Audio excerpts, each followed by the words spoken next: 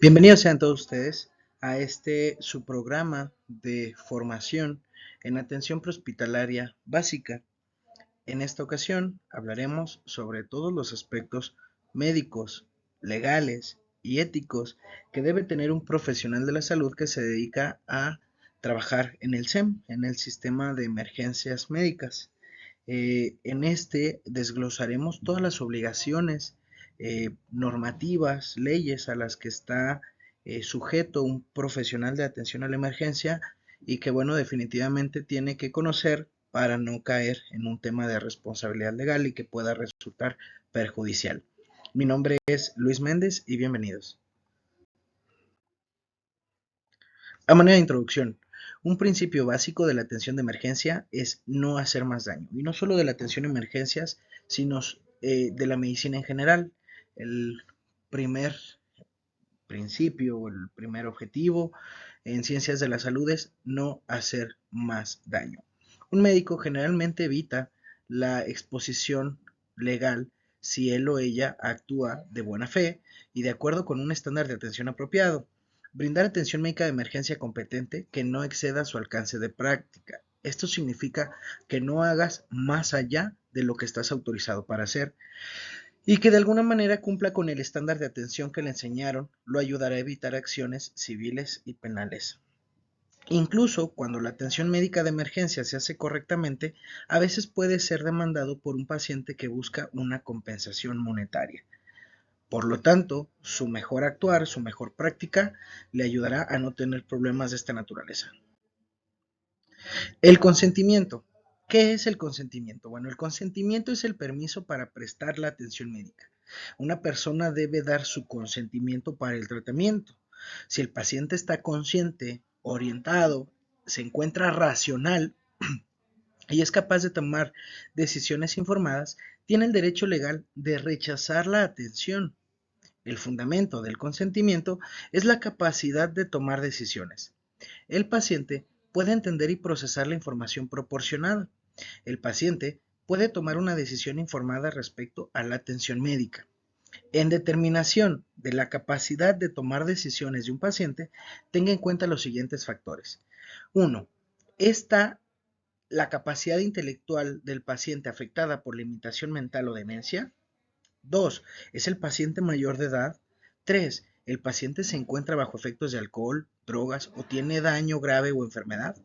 4. ¿El paciente parece estar experimentando un dolor significativo? 5. ¿El paciente tiene una lesión importante que lo podría distraer de una lesión más grave? 6. ¿Existen problemas visuales o auditivos aparentes? 7. ¿Existe una barrera del idioma? 8. ¿El paciente aparenta entender lo que está diciendo? Plantea preguntas racionales que demuestren una comprensión de la información que desea compartir. La autonomía del paciente es el derecho para tomar decisiones sobre su propia salud. Ahora, el consentimiento expreso. El paciente reconoce que quiere que usted proporcione atención a otro lado.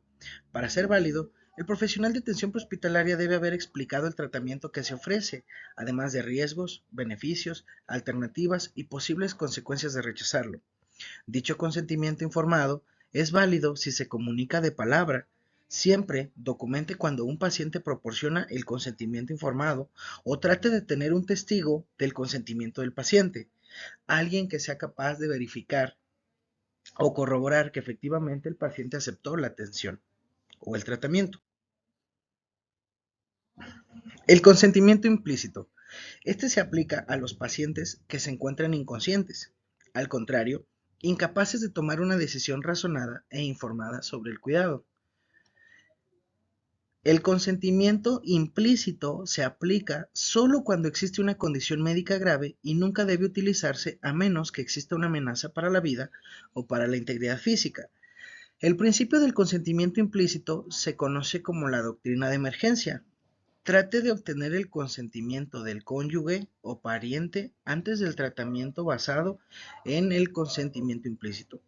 Cuando el paciente no es capaz de tomar una decisión porque tiene una enfermedad grave o una lesión grave o el paciente se encuentra inconsciente, se asume que todos quisiéramos recibir ayuda y entonces en automático Ese es el consentimiento implícito.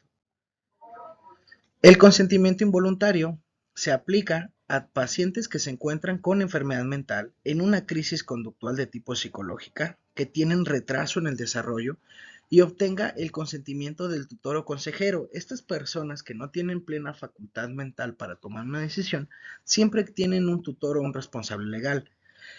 No siempre es posible obtener dicho consentimiento, así que infórmese de las disposiciones locales. Muchos estados tienen leyes de custodia protectora que permiten a estas personas ser llevadas, bajo la facultad de la aplicación de la ley, a una instalación médica en donde pueda tratarse posteriormente. En cuanto a los menores de edad y el consentimiento, no son legalmente responsables o no son legalmente competentes para tomar una decisión de su propia condición. Por lo tanto, el padre o tutor legal es quien dará el consentimiento. En algunos estados, un menor puede dar su consentimiento. Menor emancipado, que es una persona menor de edad que se considera legalmente un adulto, o muchos estados consideran menores emancipados si ya están casados, si son miembros de las Fuerzas Armadas o si son padres. Los maestros y las autoridades escolares pueden actuar en lugar de los padres y dar su consentimiento para el tratamiento de lesiones que se producen en un entorno escolar o campamento, porque ellos son los responsables en ese momento de la situación de los menores. Si existe una verdadera emergencia y no se dispone del conocimiento, trate al paciente con el consentimiento implícito. Restricción forzada. Esta puede llegar a ser necesaria para los pacientes que requieren tratamiento médico y de traslado, pero se encuentran en un estado combativo y significan peligro para ellos mismos o para los demás. La restricción forzada es legalmente permisible. Consulte a control médico para autorizar el empleo de la fuerza del orden en la escena. La restricción sin autoridad legal lo expone a posibles sanciones civiles y penales. Asegúrese de conocer las leyes y protocolos locales respecto a la restricción forzada. Como profesionales de atención prehospitalaria, en México no tenemos la autoridad legal para someter a una persona, pero sí lo puede hacer la autoridad de la ley.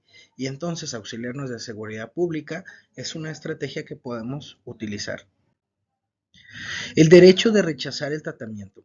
Adultos que se encuentran conscientes, alertas y parecen tener capacidad para tomar decisiones tienen el derecho a rechazar el tratamiento, incluso si el resultado es la muerte o lesiones graves. Recordemos que todas las personas tienen derecho a la autonomía. Esto implica decidir sobre mi propia condición. Puede retirarse del tratamiento en cualquier momento, incluso si el resultado es la muerte o lesiones graves.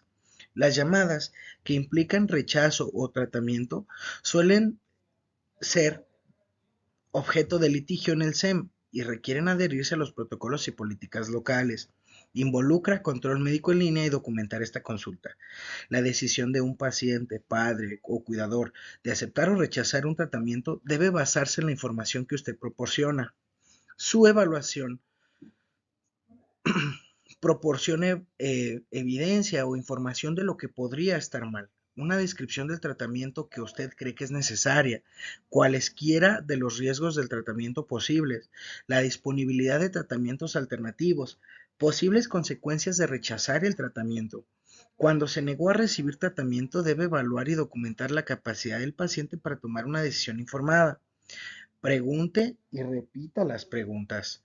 Evalúe las respuestas del paciente. Observe su comportamiento y si el paciente parece estar confundido, delirante o tiene conducta suicida, no asuma que la decisión del rechazo está informada. En caso de duda, recuerde que siempre es mejor administrar el tratamiento. Esta es una posición mucho más defendible que no hacerlo. No se exponga a proporcionar atención. Si el paciente cuenta con plena facultad mental de rechazarlo, es totalmente válido el no brindar la atención. Pero si el paciente no tiene indicadores claros de que exista esta capacidad de toma de decisiones, mejor brindar el tratamiento.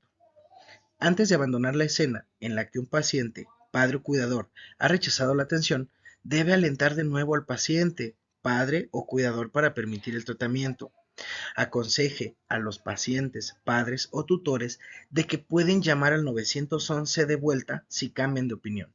A veces ocurre que de primera instancia o en una etapa muy temprana pareciera no ser una urgencia y con el paso de los minutos la situación del paciente puede cambiar totalmente y con ello la decisión de aceptación del tratamiento. Aconseje al padre, cuidador o al paciente para ponerse en contacto con su médico tan pronto sea posible. Pida al paciente, padre o cuidador, firmar un formato de rechazo de tratamiento. Súper importante que quede por escrito, en donde al paciente, al padre o al cuidador se le explica de manera detallada los riesgos y beneficios de recibir o no el tratamiento y que en ese sentido está rechazando la atención.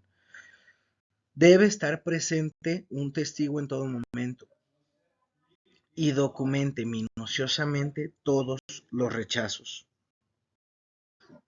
Confidencialidad. La información debe ser confidencial entre usted y el paciente. Muchas veces el paciente compartirá información delicada que deberá permanecer en secreto. Y esta información confidencial incluye la historia del paciente, los resultados encontrados en la evaluación y el tratamiento prestado. En la mayoría de los estados, los registros pueden liberarse si y solo si el paciente firma comunicado por escrito, se presenta un citatorio judicial o lo requiere el personal de aseguradoras para emitir el cargo correspondiente. Si divulga información de manera inapropiada, puede ser responsable de incumplimiento de la confidencialidad, de divulgar información sin la debida autorización del paciente. En Estados Unidos existe la Ley de Portabilidad del Seguro de Salud, IPA, establecida en 1996. IPA contiene una sección sobre la privacidad del paciente que fortalece las leyes de privacidad. IPA proporciona información y orientación sobre los tipos de información que se protegen, la responsabilidad de los proveedores del cuidado de la salud respecto a tal protección y las sanciones por infracción de la protección. IPA considera toda la información del paciente que obtiene en el curso de su atención médica como información de salud protegida. La información de salud protegida incluye información médica y cualquier otra información que se pueda utilizar para identificar al paciente. El incumplimiento de las disposiciones de las leyes IPA puede dar lugar a acciones civiles y o penales contra usted y su agencia. Orden de no reanimar. Instrucciones avanzadas. De vez en cuando, usted y su pareja pueden responder una llamada cuando un paciente se está muriendo de una enfermedad o de una lesión. Cuando se llega a la escena, miembros de la familia no querrán que usted resucite al paciente. Una orden de no reanimación da permiso para detener la reanimación. No reanimar no significa no tratar. Incluso en presencia de una orden de no reanimación, usted todavía está obligado a proporcionar medidas de apoyo, oxígeno, alivio de dolor, confort, manejo de las vías aéreas, etc. A un paciente que no se encuentre en paro cardíaco, siempre que sea posible. Cada servicio de ambulancia debe cumplir un protocolo de estas circunstancias. En general, una orden de no reanimación válida debe cumplir con los siguientes requisitos en los Estados Unidos: exposición clara del o los problemas médicos del paciente y por qué es que se decide no reanimar. 2. Firma del paciente o del tutor legal. 3. Firma de uno o más médicos u otros profesionales de la salud autorizados. Las órdenes de no reanimación con fechas de vencimiento, estas deben estar dentro de los 12 meses anteriores para tener validez. Y voy a hacer un énfasis muy claro en esta parte. No reanimar no significa no tratar. Eso significa que yo encuentro un paciente con una situación de gravedad.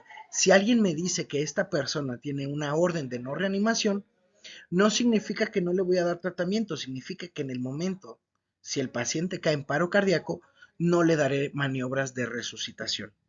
Pero mientras eso no ocurra, estoy obligado a dar medidas de soporte vital. Un paciente competente toma sus propias decisiones. Una instrucción anticipada especifica el tratamiento en caso de que el paciente quede inconsciente o no pueda tomar decisiones. Una instrucción anticipada también puede referirse como un testamento o instrucción de atención médica. Puede encontrarse con las órdenes médicas de tratamiento de soporte vital en el cuidado de pacientes con enfermedades terminales. Estas órdenes describen explícitamente intervenciones aceptables en el paciente.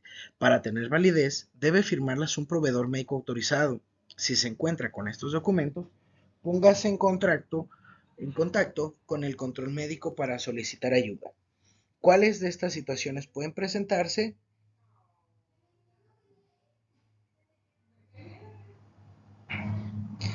Pueden presentarse, por ejemplo, que una persona se niegue a procedimientos como la intubación endotraqueal, procedimientos más complejos, y entonces eh, ya hay una decisión de que si alguna situación ocurre y el paciente necesita someterse a esos procedimientos, existe la negativa ya previa. Algunos pacientes pueden haber nombrado sustituto para tomar decisiones y delegan en ellos la responsabilidad de lo que pueda ocurrir cuando ellos ya no pueden hacerlo por sí mismos. Esto se expresa a través de poderes notariales duraderos para la atención médica o también conocidos como apoderados para la atención médica. Por lo tanto, un profesional de la atención prehospitalaria en algunas situaciones llegará donde la persona ya se encuentre muerta. El establecimiento de la causa de la muerte es responsabilidad profesional de un médico.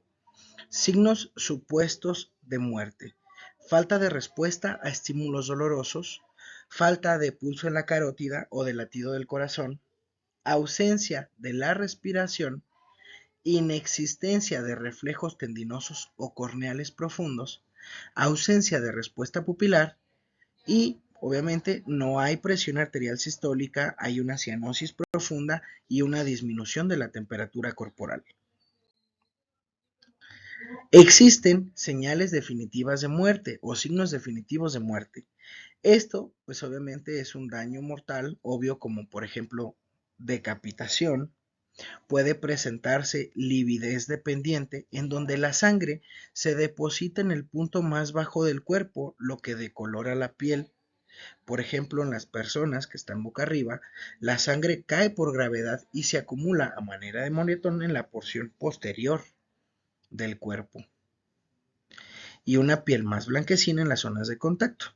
También existe la rigidez de los músculos presente. Rigidez de los músculos del cuerpo es causada por cambios químicos en el tejido muscular. Se produce de 2 a 12 horas después de la muerte.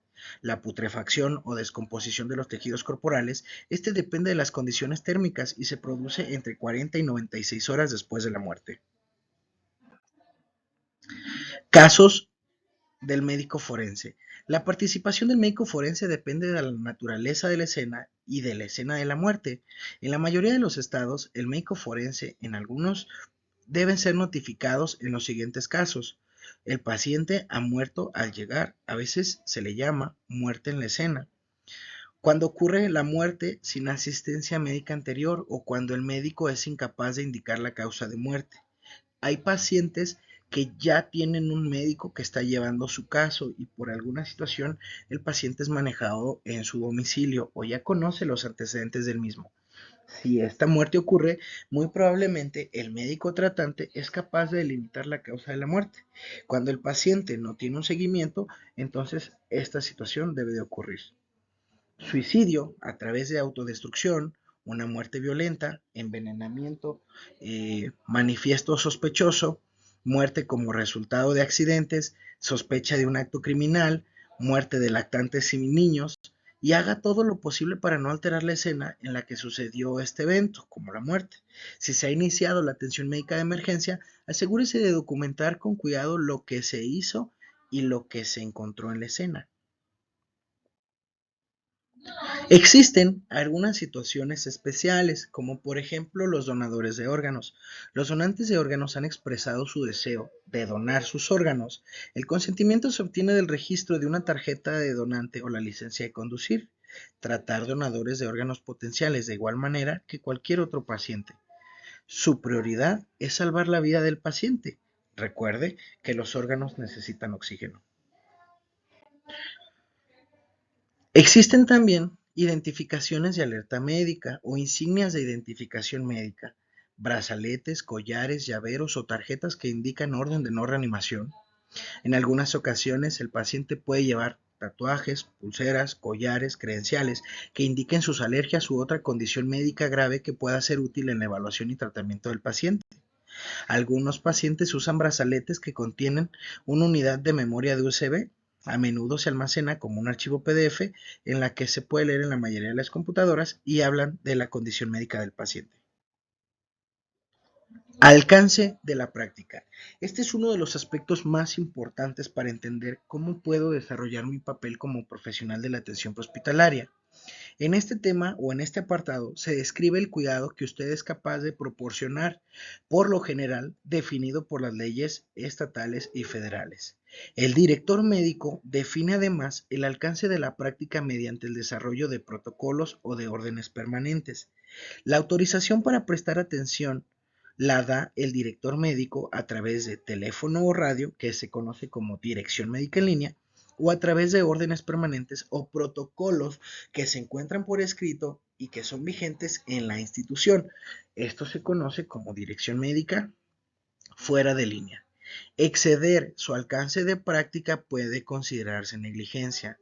Por ejemplo, existen diferentes niveles formativos de acuerdo al entrenamiento en el profesional de atención prehospitalaria. Ya decíamos que hay primeros respondedores a la emergencia, que existen profesionales de atención prehospitalaria básica, algunos lugares manejan atención prehospitalaria intermedia y existe el famoso paramédico, que es el que tiene entrenamiento total. Un profesional de la atención prehospitalaria básica en los Estados Unidos no tiene la facultad para iniciar una línea intravenosa, mas sin embargo, hacerla y por consecuencia la aplicación de un medicamento de forma errónea implica que el profesional de atención prehospitalaria esté actuando más allá de su alcance de la práctica y al realizar procedimientos para lo cual no fue entrenado, aumenta considerablemente el riesgo de error. Estándares de atención. La manera en que se debe actuar o comportarse se le llama estándar de atención. Se define como la manera en que una persona con una formación similar actuaría bajo circunstancias similares. El estándar de atención se ha establecido en muchos aspectos. Son normas impuestas por tradición local. ¿Cómo actuaría una persona razonablemente prudente, con formación y experiencia similar, bajo circunstancias similares, con un equipo similar y en el mismo lugar o uno parecido? Están los estándares impuestos por la ley. Las normas de atención médica de emergencia pueden imponerlas estatutos, ordenanzas, regulaciones administrativas y jurisprudencia. También implica familiarizarse con las normas legales particulares de su estado, estándares profesionales o institucionales, recomendaciones públicas por las organizaciones y las sociedades que intervienen en la atención médica de emergencia, por ejemplo, las normas del American Heart para soporte vital básico y RCP, normas y procedimientos de su agencia del SEM específicos, estándares impuestos por los libros de texto. La mayoría de los libros de texto siguen normas establecidas por la NHTSA,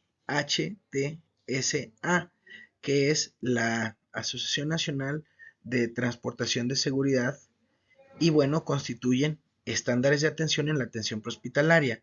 Los protocolos locales pueden ser diferentes, siempre siga los protocolos locales. Estos estándares pueden ser impuestos en su gran mayoría por los estados, por la Ley de Práctica Médica y en México por la Ley General de Salud, por la norma oficial mexicana. En algunos estados, el profesional de atención prehospitalaria está exento de los requisitos de licencia de la Ley de Prácticas Médicas y obviamente tiene que estar sujeto a certificación y concesión de licencias. La credencialización es un proceso establecido para determinar calificaciones necesarias para tener permiso de practicar una profesión particular o funcionar como una organización. Los técnicos sanitarios pueden tener una licencia o un certificado y esto los faculta para trabajar.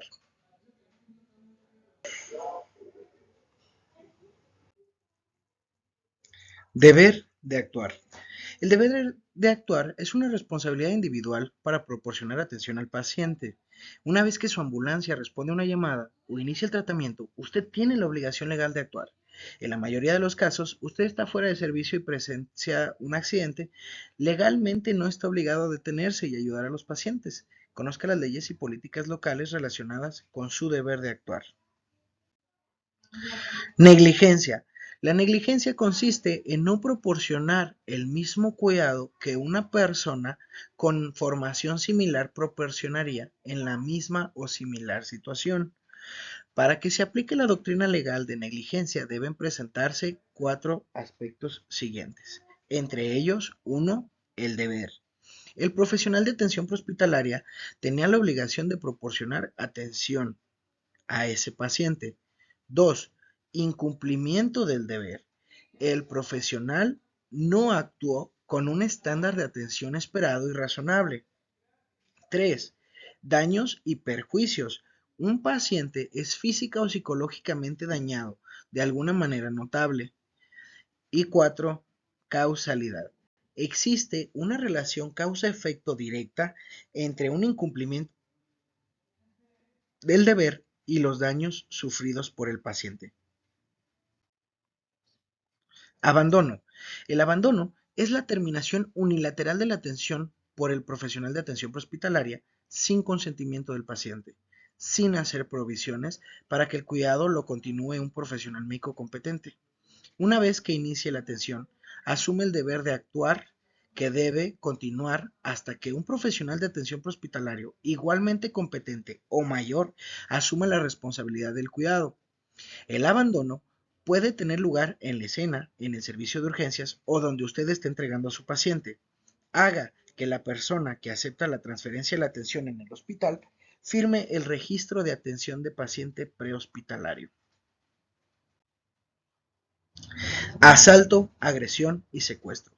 Asalto consiste en someter de manera ilegal a una persona a temor de daño corporal inmediato. Incluye amenaza de sometimiento a un paciente que no quiere que lo trasladen. Y la agresión consiste en tocar indebidamente a una persona. Esto incluye proporcionar atención de emergencia sin el consentimiento. De ahí la importancia que cada vez que nosotros actuemos, lo hagamos con plena razón o consentimiento del paciente y que el paciente obviamente cuente con estos aspectos para una correcta toma de decisiones. Secuestro, captura, confinamiento, robo o llevar a la fuerza. Podrían incluir una situación en la que un paciente es transportado en contra de su voluntad. Privación ilegal de la libertad es el confinamiento no autorizado de una persona. Pueden surgir problemas legales potenciales en situaciones en las que un paciente no ha dado o revoca su consentimiento para el tratamiento y o traslado. Difamación. La difamación es la comunicación de información falsa que daña la reputación de una persona.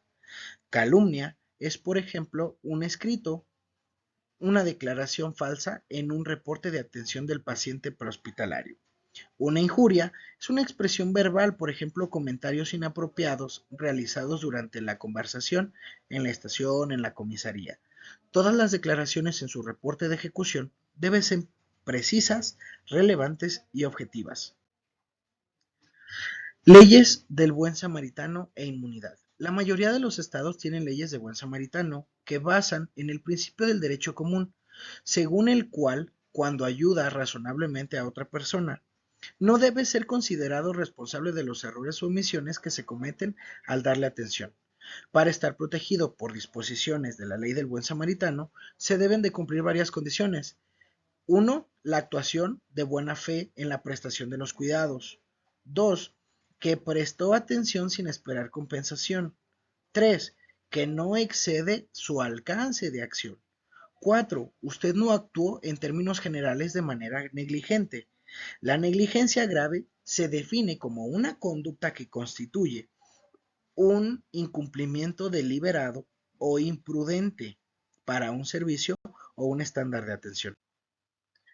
Registros o informes. Su agencia debe mantener un registro completo y preciso de todos los incidentes que involucren a pacientes enfermos o heridos. Tales registros son una importante protección contra complicaciones legales. La percepción de los tribunales de registros e informes, si una acción o procedimiento no se registró en el informe escrito, no se realizó. Y aquí hay que hacer un hincapié sumamente importante porque este es un aspecto por el que muchas demandas se pierden. Si ustedes realizaron una intervención o un tratamiento o hicieron algo y no lo documentaron y a la hora de la hora se les atribuye que no lo realizaron, aunque ustedes lo hayan hecho, si en el reporte escrito no lo plasmaron, no se hizo. Todo aquello que se haga debe documentarse por escrito. Reportes incompletos o desordenados son evidencia de la atención médica incompleta o inexperta. Si tu documentación no está impecable, se asume que la atención fue igual de ineficiente. La mayoría de los estados tienen una obligación de informar a los proveedores del cuidado de la salud y a los servicios de emergencia, incluidos los proveedores de atención hospitalaria. Los requisitos especiales de notificación obligatoria varían de estado a estado. Algunos pueden ser abuso infantil, abuso de una persona mayor o abuso de otros adultos en riesgo. Lesiones durante la comisión de un delito grave. Lesiones relacionadas con drogas, el alumbramiento, intentos de suicidio, mordidas de un perro o algunas otras enfermedades transmisibles. Asaltos, violencia doméstica, agresión sexual o violación, exposiciones a enfermedades infecciosas, traslado de pacientes en restricción, escena de un crimen o un paciente fallecido. Responsabilidades éticas. Además de las obligaciones legales, los proveedores de atención hospitalaria tienen ciertas responsabilidades éticas consigo mismos, sus compañeros de trabajo, el público y el paciente. La ética es la filosofía de lo bueno y lo malo, deberes morales y de la conducta profesional ideal. La moralidad es el código de conducta que afecta el carácter, la conducta y la conciencia. La bioética se define específicamente en las cuestiones éticas que surgen en la práctica de la atención sanitaria. Usted frecuentemente se encontrará con dilemas éticos que requerirán evaluar y aplicar normas éticas. Uno, las propias y dos, de la profesión. Hay que permitir que reglas, leyes y políticas guíen su toma de decisiones. El profesional de atención prehospitalaria en el juzgado puede acabar en los tribunales como testigo o acusado. El caso puede ser de naturaleza civil, entre personas, o penal, donde puede haber cárcel incluso. Cuando es citado para testificar en cualquier procedimiento judicial, debe notificar inmediatamente a su director de servicio y su asesor legal. Como testigo, permanezca neutral en todo momento durante su testimonio. Revise el reporte de ejecución antes de su intervención en la corte. Como parte demandada, obviamente requerirá de un abogado. El abogado en general lo proporciona a su servicio en un juicio civil.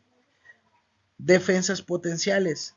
Estatuto de limitaciones es el tiempo dentro del cual se debe iniciar un caso. La inmunidad gubernamental en general se aplica a los municipios u otras entidades del gobierno. Si el servicio está cubierto por la inmunidad, puede significar que usted no puede ser demandado en absoluto o que el monto que se puede recuperar en el juicio monetario es limitado. Negligencia contributiva. Una defensa legal que puede invocarse cuando el acusado cree que la conducta del demandante contribuyó de alguna manera a las lesiones o daños sufridos por el demandante. Descubrimiento. Una oportunidad para que ambos lados obtengan más información para llegar a una mejor comprensión del caso. Es a través del descubrimiento. Incluye interrogatorios, peticiones o preguntas escritas, o deposiciones como solicitudes o preguntas verbales. La mayoría de los casos se resuelven tras la fase del descubrimiento y no van a juicio. Para aquellos que van a juicio pueden otorgarse varios tipos de daños. Los daños compensatorios están destinados a compensar al demandante por los daños que han sufrido. Los daños punitivos tienen el objeto de disuadir al acusado de la repetición de la conducta. Se reservan para los casos en los que el demandado ha actuado intencionalmente o con una indiferencia imprudente para la seguridad del público. En casos de negligencia, Estos daños comúnmente no se confieren. En la mayoría de los casos, si se hace un juicio en su contra, su servicio o su compañía de seguros pagarán el juicio. Cualquier profesional de atención hospitalaria acusado de un delito debe asegurar de inmediato los servicios de un abogado penalista experto. Gracias.